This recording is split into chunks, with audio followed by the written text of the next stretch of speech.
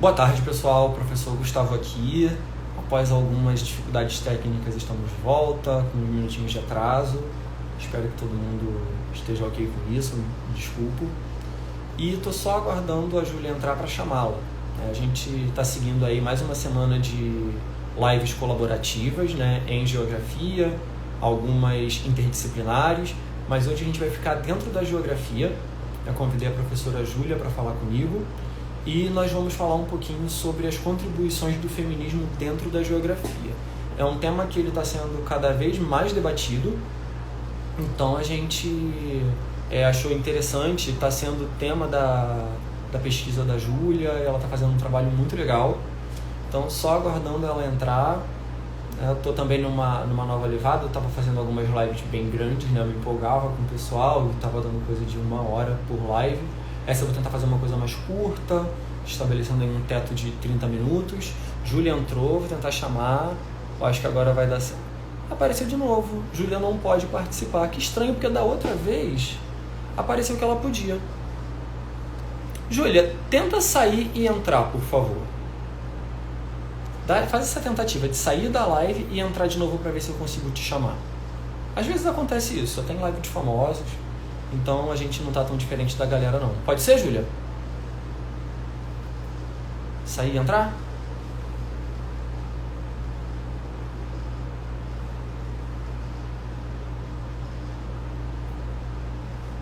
Deixa eu ver aqui. Porque isso é muito engraçado. Aparece pra mim o nome de todo mundo que tá na live, mas no da Júlia embaixo aparece, não pode participar. Então, tem 4 pessoas agora e aparece isso com ela. Esquisito. Ah, tá. A Júlia vai sair e entrar, a gente vai fazer essa tentativa, né? É bom que a gente vai aprendendo aí ao vivo como essas ferramentas funcionam. Paciência, pessoal. Tenham paciência comigo. Fiquem que vai ser bem legal. A gente preparou um negócio bacana. Vamos lá, acho que a Júlia tá saindo e entrando. Júlia, eu não sei se você tem que alterar alguma configuração. Alguém sabe? Mário é bom de live, Mário tá online. Você sabe, Mário, como é que faz isso? Porque eu lembro que quando eu saí e entrei da outra vez, eu consegui chamar a Júlia. Alguém sabe, gente, como é que isso funciona? Porque pra mim ainda tá aparecendo desse jeito. Por exemplo, eu consigo chamar João. Aqui pra mim o João é o único que aparece como que pode participar. Agora tá.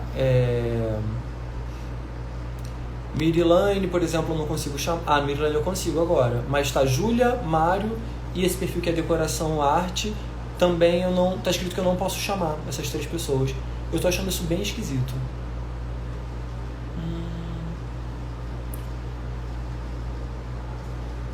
Pessoal, eu vou fazer mais uma tentativa. Tenham paciência comigo, por favor. Muito obrigado quem tá aqui até agora. Continue, gente, porque eu tô sentindo que vai dar certo.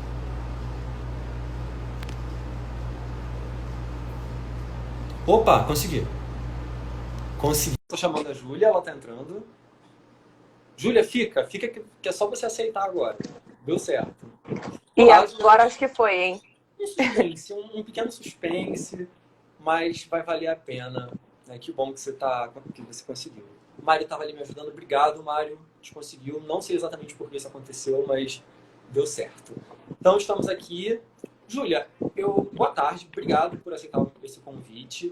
E eu vou pedir para você se apresentar brevemente para a gente. Aí você fala se vocês me escutam, sim? Tá, estou te escutando perfeitamente. Tá bom. Juliana ali mandou Obrigada, Gustavo, pelo convite. Eu me chamo Júlia, sou pós-graduanda, faço mestrado na UERJ, aqui do Maracanã, aqui no Rio.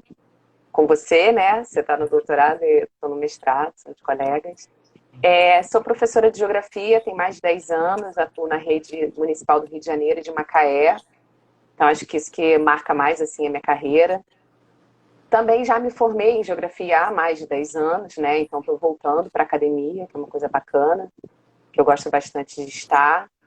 E é mais ou menos isso. Tenho uma filha que vai fazer 10 anos também.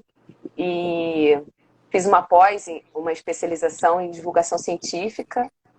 E estou participando agora, né, de um evento de divulgação científica. Vamos falar um pouquinho de geografia e de feminismo. Uhum. Acho que é mais ou menos isso. Sim, sim, tá ótimo. Muito obrigado. Então, assim, né, a Júlia falou que nós somos colegas e nós, inclusive, fizemos graduação na UF em períodos um pouco diferentes, mas, assim, bem perto. E eu acho que algumas Sim. coisas, talvez, que eu falar, não sei se você vai compartilhar comigo algumas impressões sobre como isso funcionou. Mas a questão é que, na pós-graduação, nós sempre somos chamados a falar um pouco sobre o que a gente está pesquisando. E, desde o início, a pesquisa da Júlia me chamou a atenção, porque eu sempre soube que ela quer abordar alguma coisa com relação à contribuição que o feminismo pode trazer para a geografia, a questão de gênero em geografia. E eu sempre tive essa impressão que durante a graduação, por exemplo, eu ouvia muito pouco falar sobre essas questões de gênero em geografia, ou da mulher, ou do feminismo mesmo. Eu fiz a graduação de 2007 a 2010, acho que a Júlia fez um pouquinho antes de mim, né, no período semelhante, e isso eu ouvia muito pouco. Eu terminei em 2008. A gente chegou a ser contemporâneos aí um pouquinho. E Sim. acontece que é um tema que ele tem se tornado cada vez mais recorrente. Eu também tive um intervalo, assim, meio fora da universidade, fora da pesquisa. E, assim, eu voltando, eu tenho ouvido muito essa temática e eu percebi que eu perdi um pouco esse bonde. E é uma tentativa de retomar, né? E aí eu quero compartilhar isso com o pessoal que acompanha aqui a live. Então,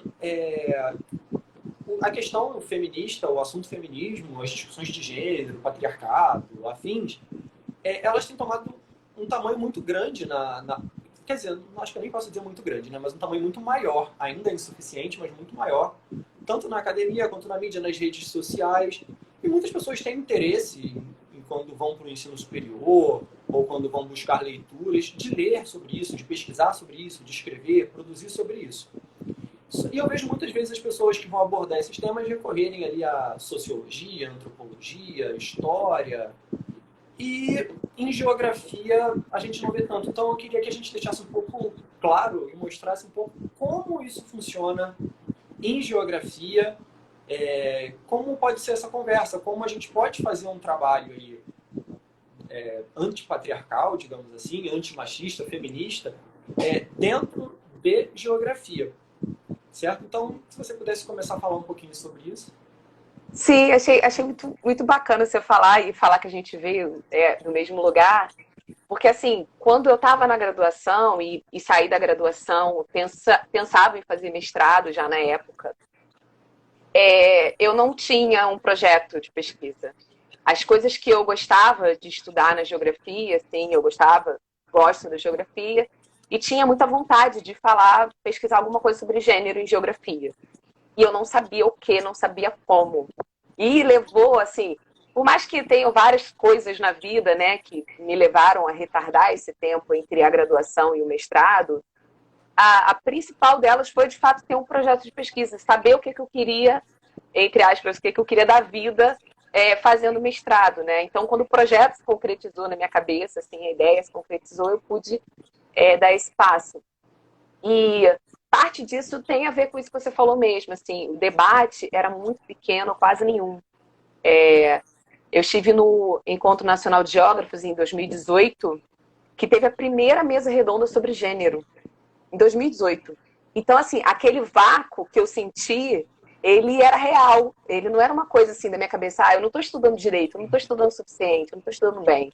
Na verdade, era um assunto que, entre aspas, também era um tabu, assim, não se pesquisava. Uma coisa interessante nessa mesa redonda foi que várias colegas comentaram das dificuldades. Então, várias pessoas apresentaram trabalhos ali, certo? Então, assim, a geografia, nesse período que eu não estava produzindo geografia e gênero, geografia feminista, várias pessoas estavam, né? E elas narram um pouco as dificuldades, assim, a conquista que foi ter uma mesa, por exemplo, para discutir gênero num encontro nacional. E as dificuldades estavam relacionadas com o fato de muitos professores e professoras, obviamente, não entenderem que discutir gênero é uma questão geográfica. Isso é uma coisa muito impactante. E isso, obviamente, vai influenciar na produção acadêmica, obviamente, vai influenciar. E aí a gente tem outros professores, outros orientadores que vão estar mais abertos para essa possibilidade. No meu caso, a minha orientadora, por exemplo, que nem é a Nossa. Mônica Sampaio, que o foco dela nem é gênero, nem é falar sobre questão da mulher ou sobre feminismo, não é esse o foco da análise dela, mas ela abre essa possibilidade, né? E outros que vêm já com essa proposta de fato, estudar as questões do corpo, de gênero, da mulher, enfim, todas as questões de gênero. Então, eu creio que eu concordo com você. Eu acho que teve uma mudança e as redes sociais têm um impacto marcante nisso, né? A gente tem muita divulgação, a gente tem. Quer dizer, a internet é aquilo, né? Tem o seu lado bom e o seu lado ruim. Então, assim, de certa forma, a gente tem de fato acesso à informação, tem facilidade, né? E uma coisa interessante que aconteceu comigo quando eu estava na graduação também foi que nessa procura, um dia lá na biblioteca eu encontrei um livro da Dori Massey, Space, Place and Gender. E eu não falo inglês, não leio inglês. Meu inglês é muito, muito, muito básico mesmo. Não sei ler inglês. E eu me lembro que tive um amigo super generoso que sentou comigo e começou a ler o livro em voz alta, de português para inglês, porque eu falei, eu preciso disso aqui, eu sei que eu vou encontrar respostas para as minhas questões aqui. E óbvio que a gente não teve pulso para isso, né? Mais de 300 páginas, a gente não teve força para seguir adiante. Anos mais tarde, em 2020, eu botei o livro no Google Tradutor e li, né? Mais de 10 anos depois, eu li o livro que eu achava que ia me abrir portas, eu acho que abriu, sabe? Elucidou muita coisa, a maturidade da Dori Massey, né? A trajetória acadêmica e um pouco da segurança de responder para as pessoas que têm uma formação, que são acadêmicos, dizer isso aí é geografia, eu falo, filho, se a Dori Massey disse que passou a ser. Né? Então, discute com ela, discute comigo não, discute com ela. Deixa eu fazer aqui o que eu estou fazendo. Aí, é mais ou menos isso assim. Assim, eu concordo com você. Não apenas as questões relacionadas a gênero, a mulher, mas também as questões étnico-raciais, né, que entram na academia e entram na geografia também, com o espaço, conquistando esse espaço, né? Eu acho que ninguém abriu porta para essa discussão acontecer. Alguém botou o pé na porta e começou a falar. E, felizmente, a gente tem também pessoas muito sensíveis, né? Que estão querendo ouvir, querendo receber essa contribuição, produzir uma ciência que esteja mais conectada com a atualidade, com as demandas das pessoas, com as demandas dos estudantes. Eu acho que a gente caminha para isso, sim. É uma coisa otimista, mas eu acho que é o que está acontecendo. Não, e há um grande progresso. Aí o que eu às vezes me pego perguntando, eu tenho lido muito pouco a respeito dessa questão de feminismo e geografia, né? Porque eu acabei me enveredando por outros lados de pesquisa, e eu acabo, assim, para eu dar esse enfoque à pesquisa, eu teria que fazer uma flexão que agora eu não dou conta. Então, é um assunto que ele acaba não permeando tanto, né, o que eu pesquiso. Mas, e aí, Gustavo, desculpa, mas aí a relevância de você discutir isso na graduação, né? Porque a graduação, ela tem esse caráter de ser amplo. Você fala sobre tudo na graduação, você fala sobre tudo do universo geográfico na graduação. Já na pós-graduação, a gente acaba entrando, e é necessário, né? Entrando ali no nosso funilzinho para aprofundar. Então, essa necessidade de aprofundar, a gente acaba entrando nesse nicho. Então, a importância disso ser abordado na graduação é realmente muito grande. Assim, eu participei, posso dizer assim, de 3 pesquisas. Na especialização, eu falei sobre ensino de geografia em globalização. Não abordei a questão de gênero. Sim, não, na época nem tive acesso a essa discussão. No mestrado, eu falava sobre cooperação internacional entre Brasil e África. Era uma coisa mais de país para outro, uma coisa mais geopolítica, né? De um país para um conjunto de países da África. Né? Eu sigo uma página maravilhosa que se chama Africa is not a country. A África não é um país, é um continente. Então assim, coisa de um país para um outro conjunto de países dentro da África. E agora eu estudo uma questão da Igreja Universal, como ela se territorializa na África. E a questão é que, caso eu estivesse disposto, assim, de ter tempo, tanto tempo no dia a dia quanto tempo de pesquisa, eu poderia perceber como essa cooperação, os efeitos dela, por exemplo, quando eu estudei cooperação em agricultura, era sobre plantio de algodão. Então, como essas modificações na agricultura da África, devido a cooperação brasileira para lá, será que isso se deu da mesma forma para homens e para mulheres no campo? Ou como a presença de uma igreja brasileira que passa a se territorializar na África, será que ela teria o mesmo efeito para homens e para mulheres? E isso em todas as pesquisas, assim, a gente pode abrir para esse lado. Embora é o que eu faço. Se eu fizesse isso, eu faria uma tese de 600 páginas para poder caber. Isso, infelizmente. Mas os 6 anos para o doutorado você consegue. Mas então, assim, tendo isso em vista, eu queria que você falasse um pouco sobre isso e sobre como a gente pode, em geografia, o que a gente tem na geografia que permite que a gente trate de feminismo ou o que a gente tem em feminismo que soma com a geografia. Então, não sei se acho que eu falei muita coisa. O que você aproveita dessa fala para contribuir um pouco? Acho bacana. Assim, você comentou um pouco no começo dessa coisa de que muitas coisas que a gente vai falar de feminismo vão vir das ciências sociais, da história, certo? Da economia, né? Que tem muitos estudos e tal que embasam, enfim, teorias que embasam. O que acontece? Eu penso que a gente precisa se basear nos nossos conceitos, no nosso arcabouço teórico, né, que é próprio da geografia, mas a gente deve sempre estar em contato com essas teorias, essas possibilidades.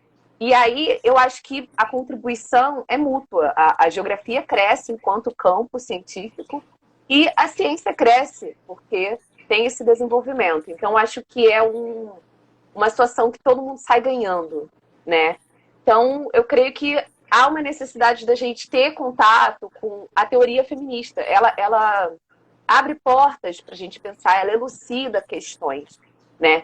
Então acho que tem uma primeira questão aí que é assim: eu quero estudar gênero, eu quero estudar mulher em geografia, tem um monte de caminho, né? Eu estava comentando com você mais cedo que eu fiz um levantamento na plataforma da CAPES, de tese e dissertações, e uma pequena quantidade de trabalhos trazem a palavra mulher nos seus títulos ou resumos.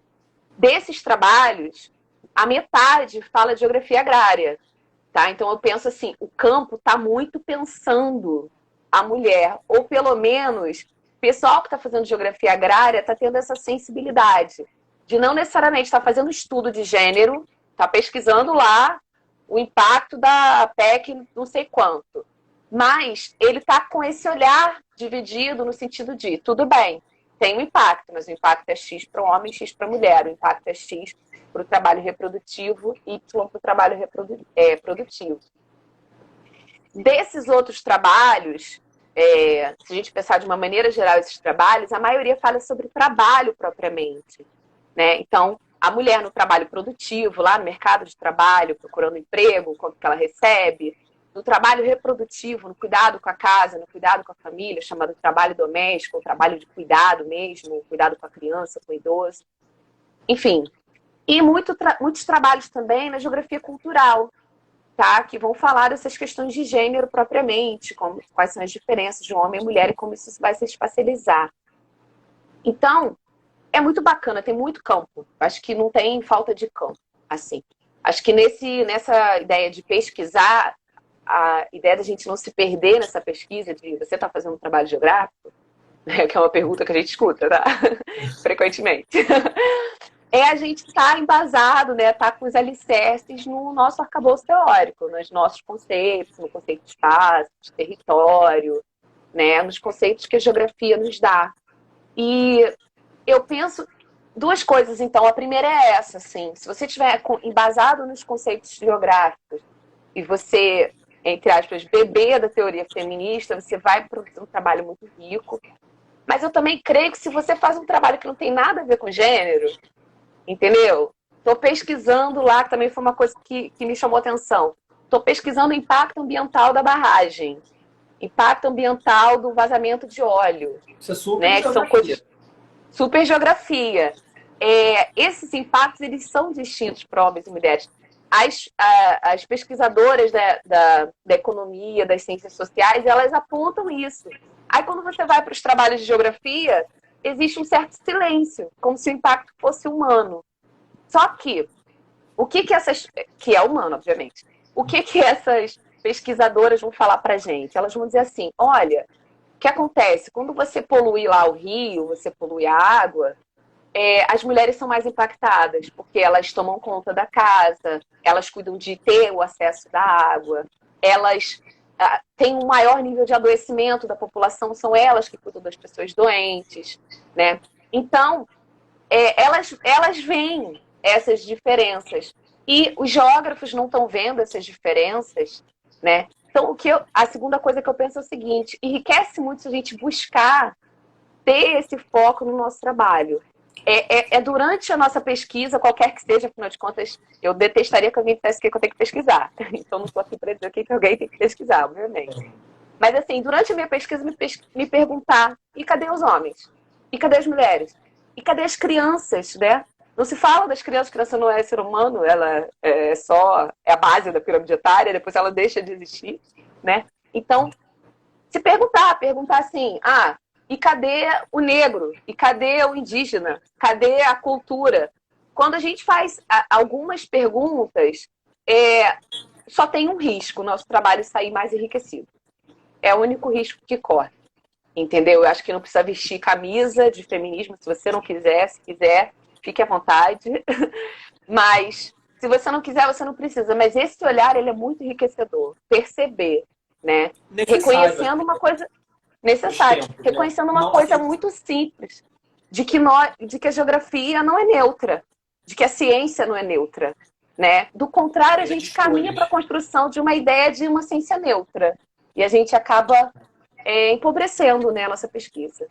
E não existe, assim, antes de falar sobre isso, só lembra, a gente tem aqui um comentário, Poesia Arco-Íris, falando que pelo espaço da Doreen Massey, ele não surgiria sem a geografia feminista. Acho que todo mundo já teve uma experiência mística com Doreen Massey. Eu lembro que eu li um texto curtinho dela chamado Sentido Global do Lugar. Também foi absurdo, ela é genial. Que Mariana falando sobre arcabouço teórico, é que a gente na geografia é extremamente cobrado o tempo inteiro de provar que a gente está fazendo geografia. Então, por que isso é geografia e não é relações internacionais? Por que isso é geografia e não é sociologia? Então, a gente tem lá a nossa bagagem da geografia, né, nosso arcabouço teórico e metodológico. Então, a gente tem que estar sempre se munindo e sempre provando. Eu acho que talvez nós sejamos a ciência onde isso é mais cobrado, de provar que estamos fazendo geografia. Então, a gente, por exemplo, em geografia, a gente vai usar o espaço geográfico, ele é o nosso conceito central. Né? O espaço geográfico é o nosso objeto de estudo. Né? O espaço geográfico que é o espaço transformado, né, por homens e mulheres. E aí a gente tem uma série de categorias, né, de análise. A gente pode falar do conceito de território, que é quando envolve espaço e poder, do lugar, que é uma escala mais aproximada, onde a gente tem a questão mais do vivido, né? Isso, do cotidiano. Perfeito. A gente tem paisagem, a gente tem região, uma série de... Então, a gente é sempre cobrado de utilizar um pouco disso dos métodos da geografia, dos métodos de pesquisa de geografia. Então, a gente o tempo inteiro aí cobrado nesse sentido. E isso que você falou, eu acho extremamente interessante, né? Porque quando a gente vai estudar geografia, a gente tem que estudar algo que tenha impacto no espaço geográfico. O espaço geográfico é a superfície da Terra, é o espaço que foi transformado pelo ser humano em sociedade. Então, se eu estudo, de repente, o impacto ambiental de uma barragem, eu estou estudando algo que transforma o espaço geográfico, algo que tem consequências sobre o espaço geográfico. Se eu estudo o Brasil investindo na agricultura do Chad, lá na África, isso implica o espaço geográfico. E a gente vai passar por essa questão que você levantou, que é homens e mulheres vivem esse espaço geográfico da mesma forma. Essas transformações no espaço, elas vão ser vividas por homens e mulheres da mesma forma. Homens e mulheres aproveitam o espaço da mesma forma. Eu vejo, por exemplo, na geografia urbana, quando a gente fala de mobilidade urbana, por exemplo, eu morei muitos anos com a minha irmã mais velha, e assim, eu podia acordar super cedo sendo homem e andar até a estação de trem ainda antes de amanhecer, nossa vida suburbana. Sim, assim, meu medo era que alguém assaltasse e roubasse meu celular, mas eu fui ter celular já velho, inclusive. E a mulher, ela vai ter uma série de outros medos por ser mulher e por a gente viver numa sociedade como a nossa. Então, o espaço, ele vai impor desafios diferentes para homens e para mulheres. E, geralmente, ele é um pouco mais duro com as mulheres. É verdade. É muito verdade. É tão verdade que, assim, ainda que o que você está levantando é um fato, assim, né? As mulheres têm essa questão da mobilidade alterada justamente por conta da violência. E tem uma coisa muito bizarra, que é o fato de que o lar não é um lugar seguro para a mulher, né? A mulher, o lugar privilegiado, onde mais acontece violência contra a mulher é o próprio lar, é a própria residência dela, né? Então, assim, ela não está segura na rua, ela não está segura em casa, né? Então, assim, realmente essa questão da violência, eu acho que quando a gente fala de movimento feminista, quando a gente fala de feminismo na escola, por exemplo, ou para a sociedade em geral, dia 8 de março, né? Fala-se muito sobre a questão da violência contra a mulher. Eu acho que é óbvio, é uma coisa que a gente tem que defender, que acabe mesmo. É uma coisa que eu acho que é uma luta de muitos anos para que isso acabe, né? Porque durante muito tempo foi naturalizado isso, tipo, briga de marido e mulher, ninguém mete a colher, coisas do tipo, né? Mas vai além, as pautas feministas são muito mais amplas do que isso, assim. A violência contra a mulher, ela é uma pauta que precisamos nos agarrar a ela, mas as pautas feministas, os impactos, né, vão muito além da violência que a mulher pode vir a sofrer e sofre, né? Porque acho que quando você já está cerceado de sair, você já está sofrendo violência, né? Já está sendo vítima disso, as meninas, enfim. Então, o que seria essa pauta, né? Por que ela vai para além? Você estava falando um pouco antes sobre essa questão do patriarcado e essa discussão. Assim, a divisão sexual do trabalho, as desigualdades de gênero na formação das famílias, na organização da sociedade, que está relacionada com a sociedade patriarcal, né? Com esse poder masculino sobre as mulheres na sociedade, ele é muito anterior ao capitalismo. Isso é um fato. Assim, eu não vou querer defender aqui que o capitalismo criou o patriarcado, que não é. No entanto, a gente vive hoje uma sociedade que é uma sociedade capitalista.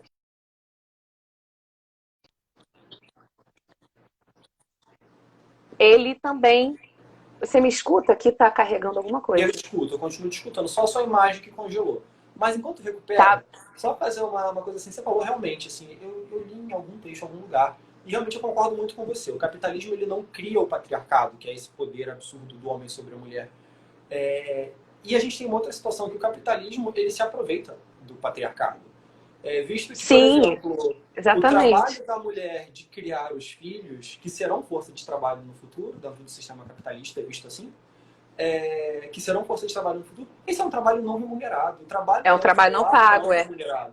Então, prestemos atenção quanto o fato da mulher ter dupla ou tripla jornada de trabalho, trabalhar fora, cuidar dos filhos, de coisas de casa, como isso é absurdamente lucrativo.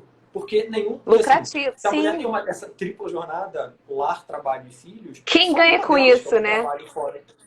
Exatamente. Sim, quem ganha com isso? Porque essa é a discussão, assim, eu vi hoje no Instagram, assim, isso que chamam de amor é trabalho não pago. Tá? Uma imagem de uma mulher cuidando da casa.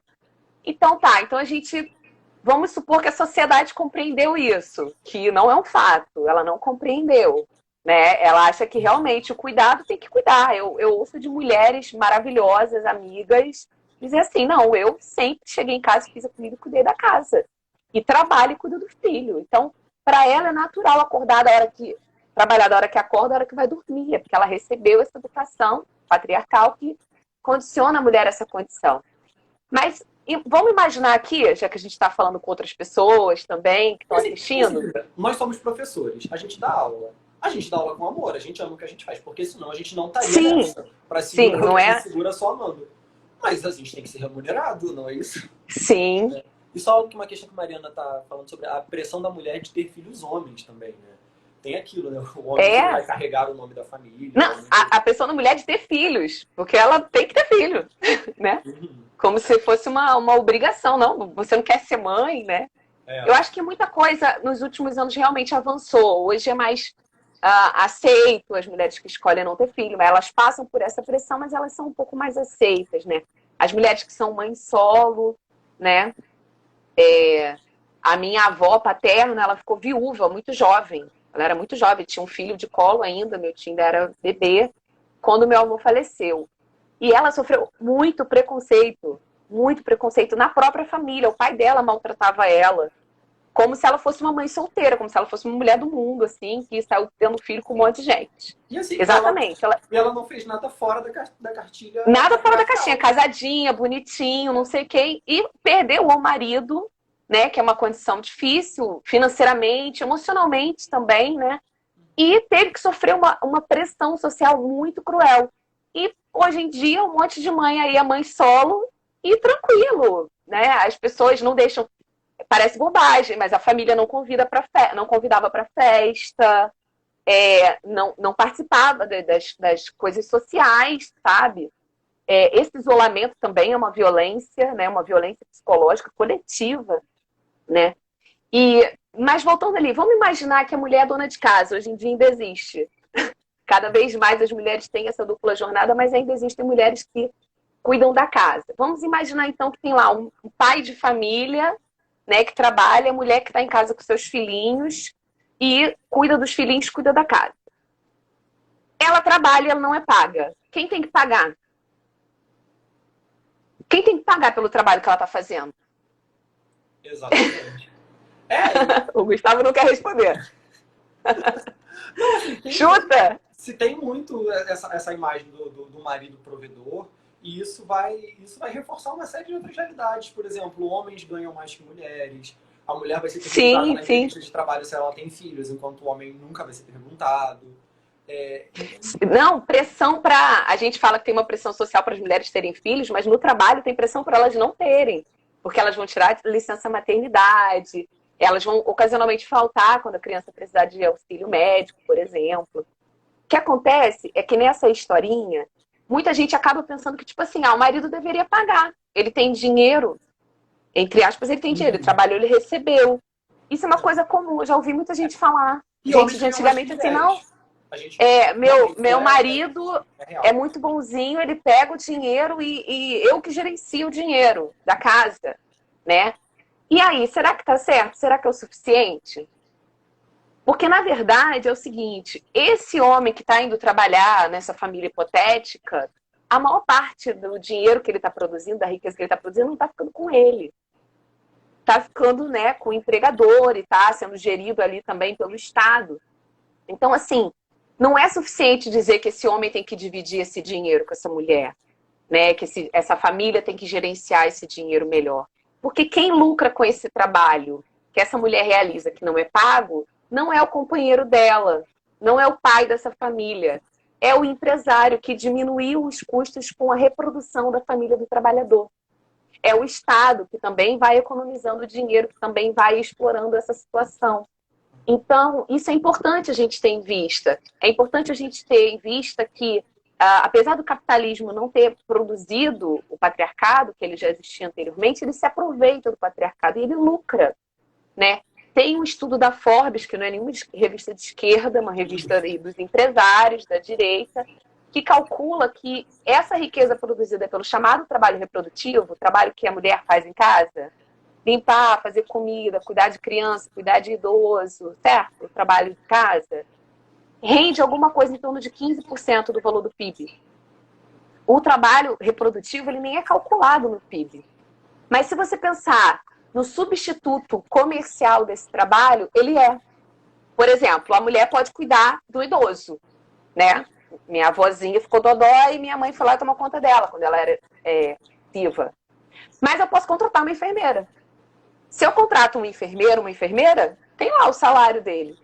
É um serviço que é pago, certo? Ou o cuidado da casa, cuidado doméstico. Tem uma empregada doméstica, ela tem um salário. Essas contas entram no cálculo do PIB.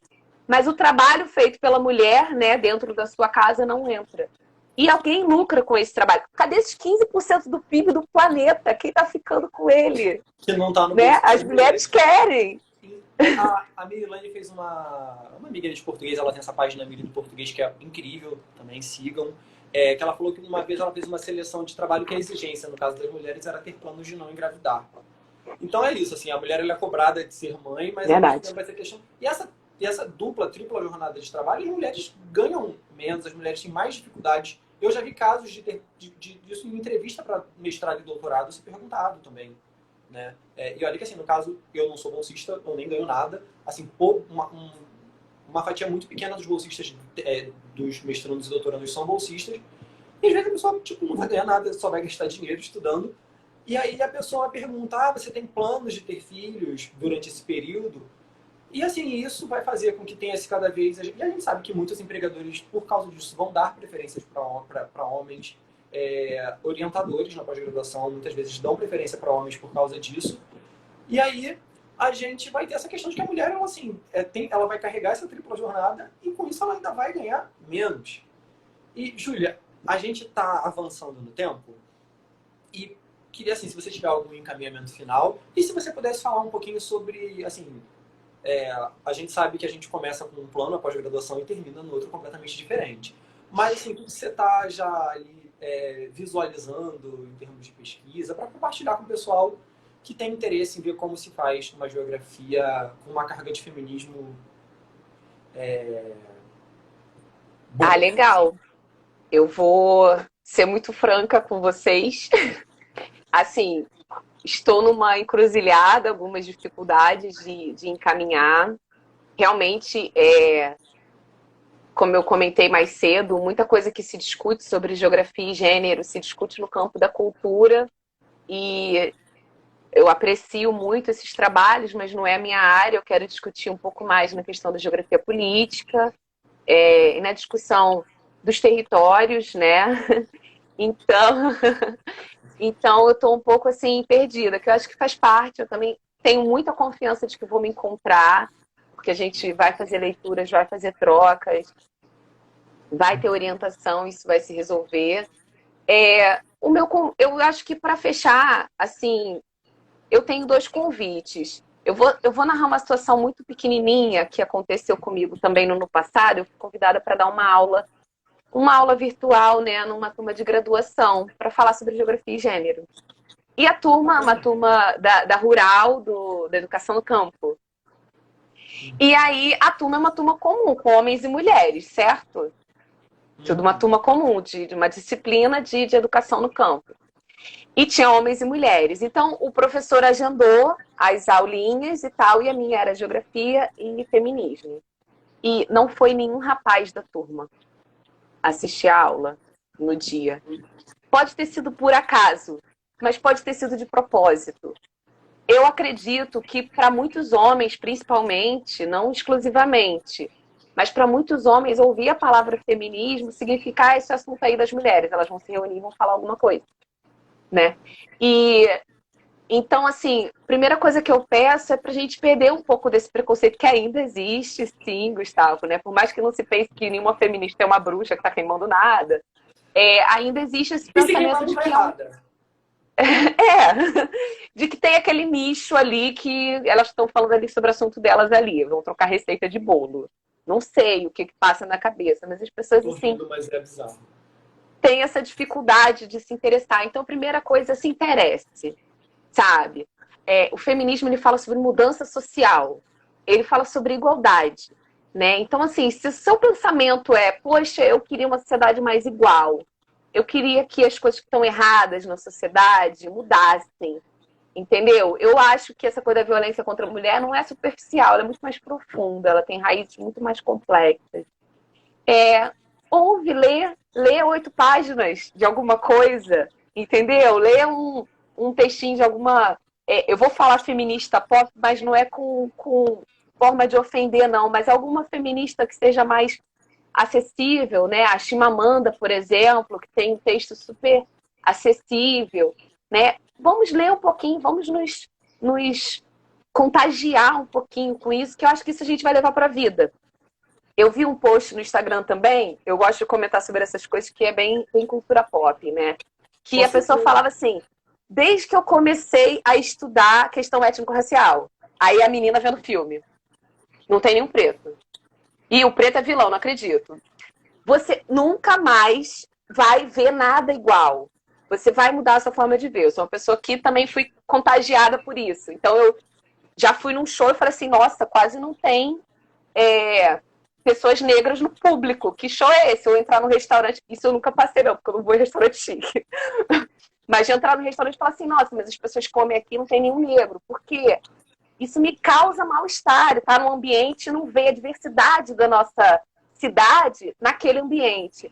Então, assim, se contagie um pouquinho com isso, que nunca mais, nada que você lê de geografia, de ciências sociais, de literatura, vai ser neutro em relação ao gênero.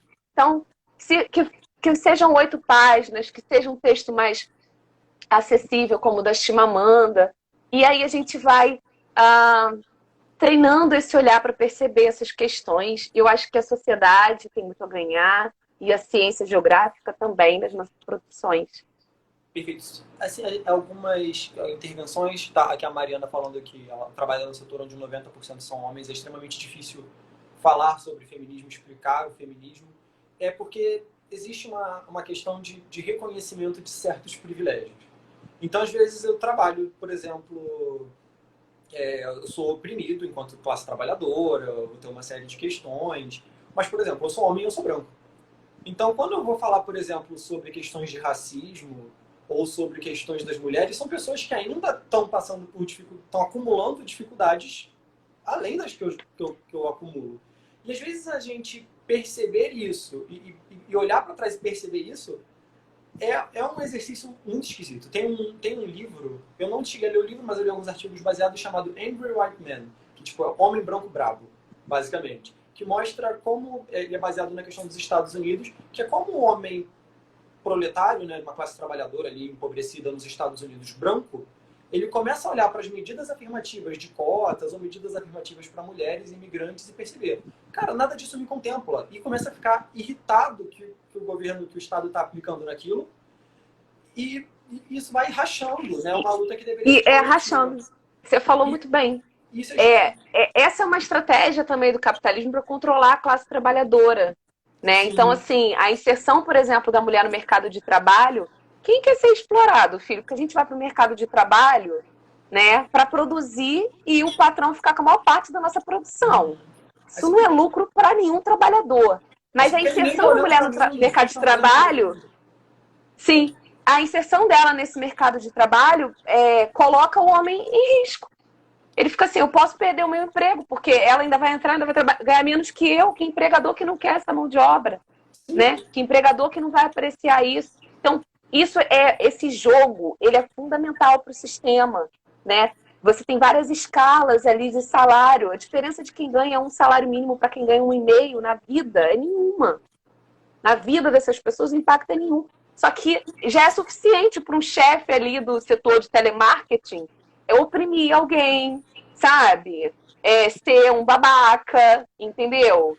Então, isso é essencial para o funcionamento do sistema. Aí a classe fica dividida, tem mais dificuldade de se unir. O inimigo vira o negro, a mulher, né? O imigrante. O foco da raiva desse operário branco, por exemplo, no livro, vira o vizinho dele. E não, de fato, aquele que está ficando com a riqueza que ele produz. Perfeito. É uma estratégia muito inteligente. A gente não pode cair nessa, né? A Mirilane está perguntando sobre leituras. Tem um canal do... Depois eu vou pedir para a Júlia me passar algumas e eu posto aqui na página. A menos que ela, sei lá, se ela tiver alguma na cabeça dela esteja assim muito forte. Eu gosto muito de um canal no YouTube chamado Tese 11, que é uma socióloga, a Sabrina Fernandes, que ela é muito boa. E ela fala alguma coisa sobre feminismo. O vídeo da Júlia está congelado, vamos ver se volta. E eu gosto muito desse livro aqui, ó, O Caliban e a Bruxa, da Silvia Federici. Ela é italiana, o livro é incrível, assim, eu gosto porque, além do conteúdo ser muito bom, eu li uns 2 capítulos no mestrado, ele é colorido, ilustrado, ele é incrível. E ele fala um pouco das origens desse sistema patriarcal, da relação com o capitalismo e tudo mais. Dizem que tem em PDF, para quem não quiser comprar o físico. Dizem que tem em PDF. Tem sim, tem sim. Eu sou contra a pirataria. Então eu não posso passar esse PDF para ninguém, até porque eu nem tenho, né? Mas se você pensar em alguma coisa... Eu até tive ele em PDF, mas as letras são coloridas, eu fiquei cansada de ler, eu comprei. Mas eu vou recomendar um também, pode ser? Uhum. Pode ser? Como é que você fez aí? Feminismo tá bonitinho? para os 90%. Gente, ele é ao contrário O manifesto. Questão, né? Tá ao contrário. Ah, perdão. Então é feminismo para os 99% o manifesto. Tem um texto da Titi Bhattacharya que fala sobre teoria do trabalho reprodutivo, que é um texto bem bacana, que tem esses dados da Forbes que eu comentei hoje. Enfim, tem o Space, Place and Gender, da Dorin, que eu acho que tem essa dificuldade da língua, pelo menos para mim foi muito difícil, mas acho que para quem é da geografia, tem vontade de estudar, é muito bacana. Tem o Geografias Subversivas, que também é muito bacana para quem quer estudar gênero e da geografia. Eu acho assim, esse da Silvia Federici muito acessível. A Silvia tem uma linguagem também acessível. Esse Feminismo dos 99% também bastante acessível para quem quer começar a entender. Acho que assim, vai entender muito, vai mudar muito. Quem não tem muito contato vai aprender muita coisa. Quem já tem contato vai aprender alguma coisa também, porque ele é bem bacana. Então, Júlia, eu só tenho a agradecer a sua participação. Quanto questão de pesquisa, assim, é isso. Acho que a minha eu fui definir tipo 2 meses antes de terminar de escrever, assim. Eu tinha já bastante material acumulado, mas o recorte que eu ia fazer foi tipo pouquíssimo antes de fazer. Atualmente também eu estou muito preocupado, porque eu estou vendo 1000 possibilidades e eu quero saber como operacionalizar isso. Mas, assim, fique tranquila, porque você tem muita clareza já da questão de que o espaço geográfico, como a gente vive como os impactos no espaço geográfico, como se vive o lugar, as relações de poder no território, isso tudo vai ter diferenças para gênero e, como o João falou, para uma sociedade mais igualitária, né, colocou aqui nos comentários, para uma sociedade mais igualitária, a questão do feminismo, o feminismo ele é essencial. E só também queria encerrar com um caso também, que eu ultimamente, tem um tempinho, eu submeti um artigo para publicação para uma revista da UFMG. Ele foi aceito e eu fui ler o editorial da revista. Aí estava falando um pouco sobre cada um que cada um escreveu e falou que só em um artigo se citou uma geógrafa. E não foi no meu, assim, eu me senti péssimo. Então, até a forma a gente pode... Mas esse desconforto é ótimo. Esse desconforto quer dizer que você está sensível à parada, assim. Isso é bacana.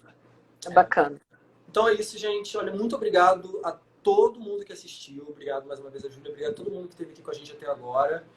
Vai ficar salvo no IGTV, se vocês quiserem indicar para alguém. E amanhã ou depois eu devo colocar também no YouTube. Abraços em todos. Tá abraços, bom. Júlia. Dá o tchau pra gente.